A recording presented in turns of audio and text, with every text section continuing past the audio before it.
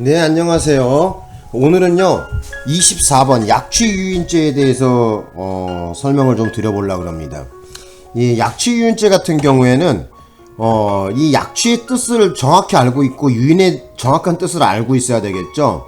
그러니까 여러분들한테 좀 오늘 좀 강조하고 싶은 것은 뭐냐면은 이 약취유인죄에서 이 약취에 포함되어 있는 것이 바로 폭행과 협박이 들어가요. 폭행과 협박이 들어가서 장소 이전이 있는 걸 갖다가 얘기하는 거거든요. 예. 자, 그러면 한번 문제를 한번 풀어보겠습니다. 자, 1동그램 1번입니다. 자, 갑은 횡단보도 앞 노상에서 A, 여자 11살입니다. 다가가서 학교 가기 싫으냐, 집에 가기 싫으냐 이렇게 물어보고 우리 집에 같이 자러 가자. 이거 미쳤죠 이거? 그죠? 자, 말하면서 옷 소매를 끌어당겨 A를 가늠할 목적으로, 자, 그죠? 이 아주 나쁜 놈이죠, 그죠? 가늠할 목적으로 약취하려 하였으나 A가 거부하면서 경찰에 신고하여 그 뜻을 이루지 못한 경우에도 갑에게 약취 행위에 해당하는 실행행위가 인정된다. 그렇죠? 일단 저 꼬맹이를 갖다가, 여자 꼬맹이를 갖다가, 그죠? 예, 뭐예요? 지금 소매를 끌어당겼다는 것도 이것도 유형력 행사로 봐야 되겠죠? 그죠? 소매를 끌어당기면서 그 가는 목적으로 약취하려고 했다는 거. 그러니까 이 약취에는 들어가 있는 게 뭐냐면은 폭행과 협박도 포함된다는 거예요.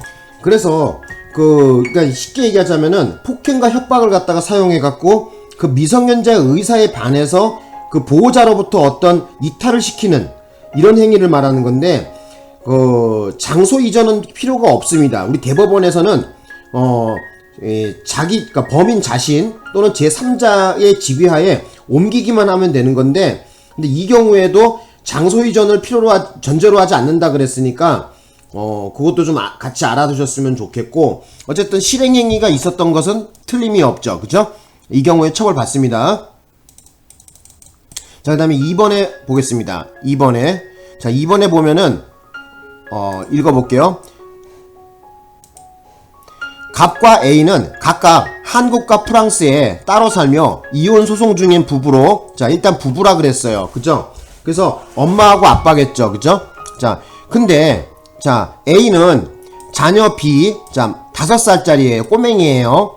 그리고 프랑스에서 함께 생활했는데, 자, 갑이 A를 면접 교섭하기 위하여 그를 보호 양육하던 A로부터 B를 인계받아, B라는 것은 꼬맹이를 얘기하는 거야.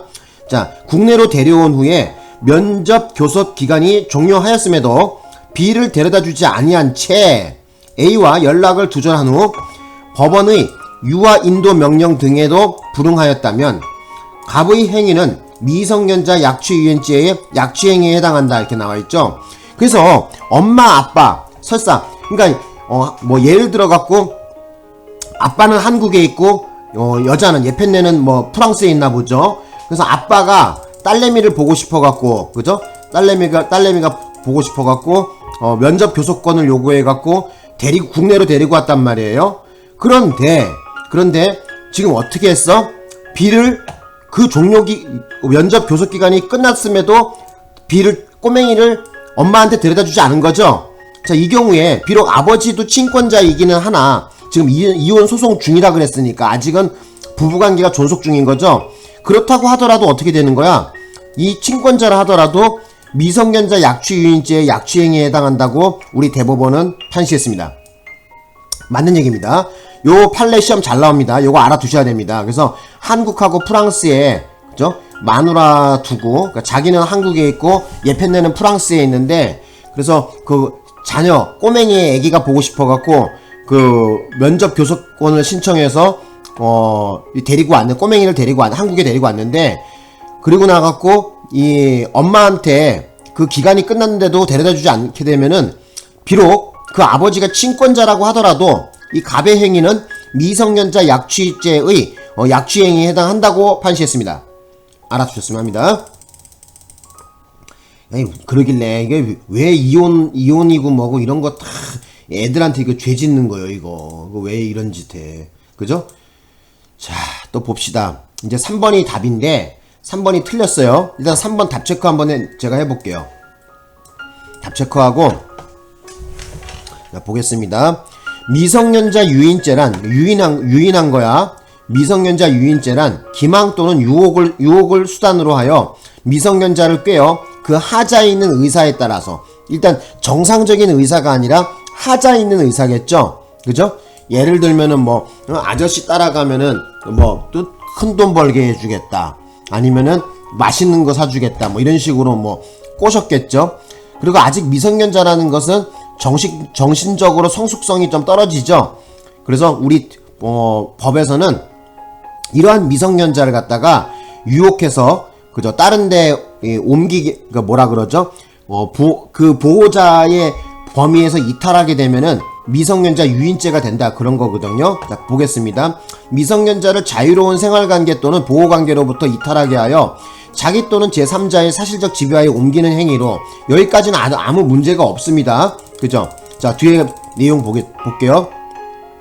미성년자가 보호감독자나 그로부터 보호감독을 위임받은 자의 사실적 지배하에 있는 경우에 그들은 이러한 기망이 대상이 될 수가 없다 했는데, 얼마든지 기망의 대상이 되죠. 그죠? 예, 요거 틀렸습니다. 정답은 3번이에요. 되셨죠? 자, 이제 4번 해보겠습니다. 4번. 자, 4번에 읽어볼게요. 형법 287조 규정된 약취행위가 미성년자와 보호자의 일상생활의 장소적 중심인 주거에서 장소적 이전을 전제로 하지 아니한 채, 그죠?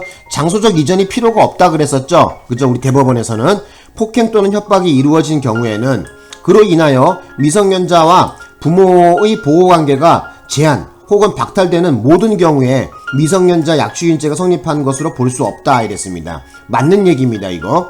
그래서 알아두실 것은 물론 287조 미성년자 약취유인죄 같은 경우에 장소적 이전은 꼭 필요로 하진 않거든요. 그런데 그렇다고 하더라도 어떻게 되는 거야? 자, 보호관계가 제한 또는 박탈되는 모든 경우에 다 적용한다는 건 아닙니다. 그래서 마지막 나왔지만은 287조의 미성년자 약취죄 성립하는 것으로 볼 수 없다 그랬습니다. 맞는 얘기입니다, 이것도. 자, 그런데 여러분, 우리 형법 제 287조에 대해서 미성년자 유인죄, 그죠? 미성년자 약취유인죄에 대해서 그 연령에 대해서 좀 공부를 좀 해보자고. 연령에 대해서. 여기서 말하는 미성년자 약취유인죄 같은 경우에 280조에서 말하는 이 미성년자라는 것은 몇 살을 얘기하냐면은 19세가 되지 아니한 자, 즉 만 19세를 얘기합니다. 자, 모르시는 분은 좀 적어놓으세요. 만 19세. 뭐라고? 만 19세. 자, 그러면 제가 여기 연령을 좀 공부를 좀 해볼게요. 자, 우리가 미성년자라는 단어를 좀 공부해 봅시다. 먼저 형법 제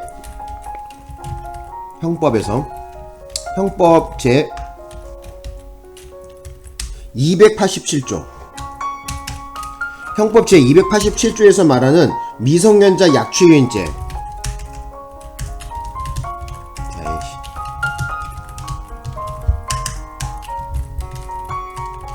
미성년자 약취유인죄가 있고요. 그 다음에 제 302조에 보면은 뭐가 있냐면 미성년자 등에 대한 간음죄가 있어요. 간음죄. 그리고 제 305조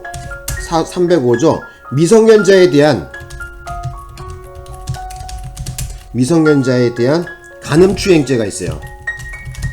자, 여러분이 요거를 좀 공부를 하셔야 돼. 요 미성년자라는 단어가 나오면은 그 연령을 좀 알아두셔야 되거든요. 단어의 연령, 그죠? 연령을 좀 알아둬야 되는데, 미성년자 약취유인죄에서 말하는 바로 연령은 뭐냐면은 19세 미만을 얘기합니다. 그죠? 19세 미만, 만 19세 미만, 그죠? 그 다음에 미성년자에 대한 간음죄 역시 만 뭐예요? 19세 미만이죠? 자, 만 19세 미만. 요걸 요렇게 적어 놓을까? 요렇게? 그러면 좀 더 나을까? 그죠? 다 만 19세 미만이에요. 자, 요거 좀 알아두셨으면 합니다. 근데 자, 또 공부할 게 뭐냐면은 305조에서 말하는 미성년자는 좀 다르다는 거야. 305조에서만. 305조 제1항에서는 바로 13세 미만을 말하거든요. 그리고 2항에서는 뭐냐면은 13세 이상 16세 미만을 말합니다. 그래서 요 연령을 여러분들이 좀 기억을 하셔야 될 것 같고요. 행위태양을 좀 기억하셔야 될 것 같은데 제가 여기 좀 진하게 좀 해볼게요. 여기 자, 진하게 해보자. 자, 조금만 계셔. 자, 여러분 여기 한번 좀 봐봅시다. 자, 우리 형법에서 지금 미성년자라는 단어가 등장하는 게 지금 어떻게 등장하고 있냐면 287조에서 말하는 미성년자 약취유인죄에서는 만 19세 미만을 말하는 거고요. 자, 그거하고 동일하게 역시 만 19세 미만인데 302조에서 말하는 미성년자에 대한 간음죄가 있어요. 여기서 등이라는 건 누구를 얘기하냐면 심신미약자를 말합니다. 여기다 적어보세요. 심신미약자. 심신미약자. 심신상실자가 아니야. 심신미약자야. 약간 좀 모질라는 사람이에요. 자, 이 사람에 대해서는 그 피해자 연령이 어떻게 됩니까? 만 19세 미만이야. 요 두 개는 좀 기억해 두셔. 그죠? 그런데 알아두실 것은 뭐냐면은 이 302조에서 이 강간을 하는데 문제가 뭐냐면은, 그죠? 남자의 성기가 여자의 성기에 들어가는 걸 간음이라 그러잖아요. 그죠? 그런데 여기서는 302조에서 말하는 것은 어떻게 되냐면은 폭행 협박을 사용하지가 않고 뭘 사용하는 거냐면 위계 위력을 사용하는 거야. 요게 좀 차이가 있어요. 그런데 287조에서 말하는 미성년자 약취유인죄에서의 약취라는 것은 거기에 행위태양에 뭐가 들어가냐면은 폭행과 협박이 들어갑니다. 요거를 좀 정리 좀 해드릴게요. 그래서 자, 잠깐만 계셔. 그래서 여기서 말하는 것은 자, 조금만 자, 여기서 말하는 약취에는 자, 어떻게 된다? 폭행과 협박이 들어갑니다. 그런데 지금 여기 아래 나와 있는 미성년자 등에 대한 간음, 바로 여기서 말하는 이 죄 302조에서 말하는 거에는 뭐가 들어가냐면은 구속요건에 뭐가 들어가 있냐면은 위계하고 위력이 들어가요. 위계와 위력. 위계 위력이 들어간다는 거야. 근데 여기서 말하는 위계는 속임수를 얘기하는 거죠. 근데 여기서 말하는 위력이라는 것은 알아두실 것이 뭐냐면은 폭행과 협박하고는 차이가 있다는 것을 우리 대법원에서 판시했어요. 자, 여기 좀 다음 칸으로 넘어갈게. 여기서 말하는 위력이라는 거. 여기서 말하는 위력이라는 것은 어쩌냐? 바로 폭행과 협박과는 차이가 있다. 다른 거라는 거야. 좀 약간 좀 겁박을 주는 거지. 폭행이나 협박하고는 좀 차이를 두고 있다. 그래서 이걸 대법원에서 판시했는데 2018도에 자, 어떻게 나오냐면은 13877 요거를 좀 기억해 놓으셔요. 되셨나요? 자, 그 다음에 이제 305조에서 미성년자에 대한 간음추행죄가 있는데 일명 305조를 미성년자 의제강간죄라고도 합니다. 적어볼게요. 같은 말로는 미성년자 의제강간죄라 그러는데 여기서 305조 같은 경우에는 여기서 미성년자는 그러니까 미성년자에 대해서 설사 동의를 받다 하더라도 동의가 피해자 동의가 있다 하더라도 여자죠, 여자애. 있다고 하더라도 어쩐다? 동의로 보지 않는다. 동의로 보지 않는다. 자, 요거가 핵심입니다. 되셨나요? 그래서 305조 같은 경우에는 비록 이 미성년자가 뭐 오빠 사랑해요, 저하고 한번 섹스 한번 합시다 해갖고 한다고 하더라도 그 피해자의 동의, 그 미성년자의 동의는 동의로 보지 않는다는 거야. 그리고 305조 제1항에서 말하는 것은 13세 미만자, 그러니까 중학교 1학년 정도까지 아니면은 초등생 6학년, 그러니까 대략적으로 중1이나 그죠? 중1이나 아니면 초등학교 6학년 정도가 되겠죠? 그죠?